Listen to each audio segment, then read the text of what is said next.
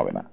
মোহাম্মদ হাবিব লিখেছেন, মেয়েরা ইসলামের অনেক বিধিবিধান মেনে চলছে কিন্তু শ্বশুর শাশুড়ির খেদমত করে না এবং স্বামীর আনুগত্য করে না, নানাভাবে মানসিক এবং শারীরিক কষ্ট দেয় শ্বশুর শাশুড়িকে। বলে কিছু বলুন। মানসিক বা শারীরিকভাবে যদি কষ্ট দেন তাহলে সেক্ষেত্রে তারা মুরব্বী, সিনিয়র, বাবার বয়সী, সেই হিসাবে তো অবশ্যই অপরাধ হবে, গুনাহের কারণ হবে।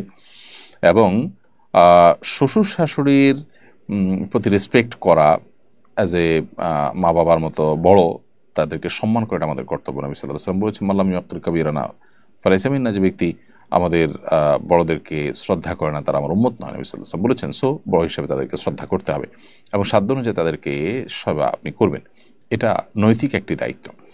হ্যাঁ, যদি সেবা বলতে এখানে বোঝানো হয় একজন কাজের লোকের যে ডিউটি, সে ডিউটি, তো সেটা করতে আসলে পুত্রবধূকে বাধ্য করার কোনো রাইট নেই। হ্যাঁ, একজন মুরব্বী, একজন বয়স্ক মানুষ আছেন, তার বিপদে, তার কষ্টে তার পাশে থাকা, এটা তো আমাদের নৈতিক দায়িত্ব। সেই জায়গা থেকে আমাদের এটা করা উচিত। তাছাড়া স্বামীর প্রতি আমাদের যে কমিটমেন্ট আছে, শ্রদ্ধা আছে, সেই জায়গা থেকেও স্বামীর অগোচরে তার অনুপস্থিতিতে তার বাবা মার প্রতি যত্নশীল হওয়া, এটা একজন দায়িত্বশীল ইমানদার নারীর কাজ।